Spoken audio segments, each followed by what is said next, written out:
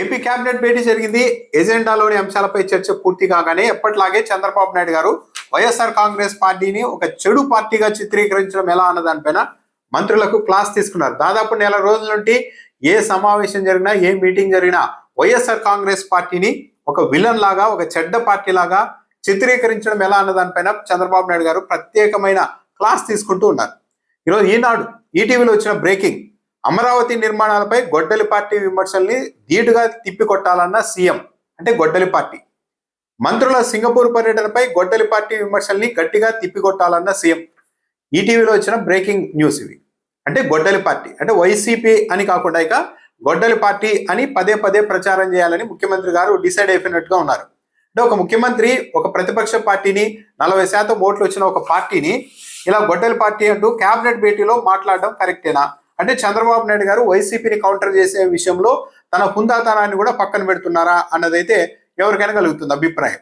గొడ్డలి పార్టీ అంటున్నారు కదా. ఇప్పుడు వైఎస్ఆర్ కాంగ్రెస్ పార్టీ వాళ్ళు కూడా తమ క్రియేటివిటీని ఉపయోగించి తెలుగుదేశం పార్టీకి కూడా ఇలాంటి పేరు ఏదైనా పెట్టారనుకోండి, వెంటనే మళ్ళీ తెలుగుదేశం పార్టీ వైఎస్ఆర్ కాంగ్రెస్ పార్టీ తీరు చూసారా ఎంత దుర్మార్గంగా తెలుగుదేశం పార్టీని అలా ఇలా మాట్లాడుతోంది, అందుకే కేసులు పెట్టాలి అని ఎదురుదాడి చేస్తారు. వైసీపీ మీడియా విభాగం ప్రధాన కార్యదర్శిగా ఉన్న పూరి శ్రీహరి గారిని ఎందుకు అరెస్ట్ చేశారు? ఇదే వ్యవహారంలో కదా చంద్రబాబు నాయుడు గారి చేతిలో కత్తి పెట్టి వాట్సాప్ గ్రూప్ లో పోస్టు చేశారు అన్న అనుమానంతోనే కుప్పం పోలీసులు అరెస్ట్ చేశారు. కోర్టు బెయిల్ ఇవ్వగానే మళ్ళీ గుంటూరు పోలీసులు వచ్చి అరెస్ట్ చేసి తీసుకెళ్లారు. ఈ అంశం మీద ఇంత చేస్తున్నారు కదా తెలుగుదేశం పార్టీ వాళ్ళు. మరి అదే తెలుగుదేశం పార్టీ తన సోషల్ మీడియా ఖాతాలో రోజు జగన్మోహన్ రెడ్డి చేతుల్లో గొడ్డలి పెట్టే ఫోటోలు పోస్ట్ చేస్తున్నారు, అంటే మార్ఫింగ్ చేసి. మరి దీన్ని ఏమనాలి? అంటే అధికార పార్టీకి ఒక రూలు, వైఎస్ఆర్ కాంగ్రెస్ పార్టీకి ఒక రూలా?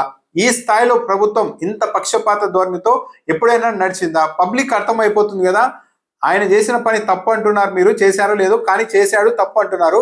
మీరు బహిరంగంగానే మీ ట్విట్టర్ అకౌంట్లో జగన్మోహన్ రెడ్డి చేతుల్లో గొడ్డలి పెడుతున్నారు కదా, అది తప్పు కదా అని ప్రజలు అనుకుంటారు కదా అన్న ఇది కూడా లేకుండా తెలుగుదేశం పార్టీ ఎలా ముందుకు పోగలుగుతోంది?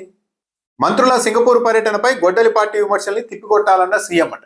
అసలు ఆంధ్రజ్యోతి పత్రికే రాసింది కదా, మింగడానికి మెతుకు లేదు కానీ మీసాలకు సంపంగనం తరహాలో టిప్ టాప్ గా వీళ్ళంతా బయలుదేరి మంత్రులు సింగపూర్ పర్యటనకు వెళ్ళారు సరే బాగానే ఉంది, కానీ సంబంధం లేని మంత్రులు వెళ్ళారు. సింగపూర్ లో వ్యవసాయమే ఉండదు, అలాంటి చోట అచ్చెన్నాయుడుకి, వ్యవసాయ మంత్రిగా ఉన్న అచ్చెన్నాయుడు గారికి ఏం పని అని ఇలా రకరకాలుగా ఈ మంత్రులంతా టైంపాస్కి వెళ్ళారు. లగ్జరీ హోటళ్లలో, పెద్ద పెద్ద 5 స్టార్ హోటల్లో దిగుతున్నారు, ఎంజాయ్ చేస్తున్నారని ఆంధ్రజ్యోతి పత్రికే రాసింది కదా. మరి ఆంధ్రజ్యోతి ప్రచారాన్ని తిప్పికొట్టాలని చంద్రబాబు నాయుడు గారు అనాలి కానీ వైసీపీ ప్రచారాన్ని, గొడ్డలి పార్టీ ప్రచారాన్ని తిప్పికొట్టాలని చంద్రబాబు నాయుడు గారు ఎందుకంటున్నారు? ఏపీలో ఏర్పడిన పెట్రోల్, డీజిల్ పైన ప్రతిపక్షం చేస్తున్న విమర్శల్ని గట్టిగా తిప్పికొట్టాలని మంత్రులకు పిలుపునివ్వడమే కాకుండా, తొలుత ఇంధన కొరత వచ్చింది, మనం వెంటనే స్పందించాం, ఇప్పుడు పెట్రోల్ బంకుల్లో సాధారణ స్థితి వచ్చింది అని చంద్రబాబు నాయుడు గారు అన్నారని రాశారు. కానీ ఇక్కడ సంచలనం సృష్టించిన అంశం ఏంటి?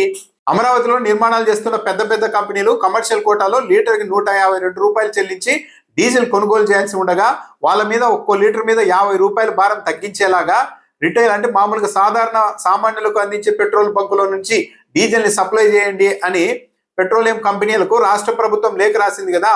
దాని మీద కేంద్రం కూడా ఆగ్రహం వ్యక్తం చేసింది కదా. అసలు సామాన్యులకు అందాల్సిన డీజిల్ ని కమర్షియల్ కోటాలో మళ్లించడం ఏంటి, వెంటనే ఆదేశాలు వెనక్కి తీసుకోండి అని ఆదేశించింది కదా. దాని కారణంగానే కదా ఏకంగా 2,75,66,000 లీటర్ల డీజిల్ ని అమరావతికి మళ్లించే ప్రయత్నం చేయడం వల్లే కదా ఇప్పుడు సంక్షోభం వచ్చింది అని చెప్తున్నది. దాని మీద స్పందించకుండా, అసలు ఆ లేఖ రాశారో లేదో చెప్పకుండా చంద్రబాబు నాయుడు గారు గొడ్డలి పార్టీ ప్రచారాన్ని తిప్పికొట్టాలని మంత్రులతో చెప్తూ ఉన్నారంటే ఎక్కడైనా సరే కాసింతైనా నిజాయితీ, హుందాతనం ఎక్కడైనా కనపడుతోందా?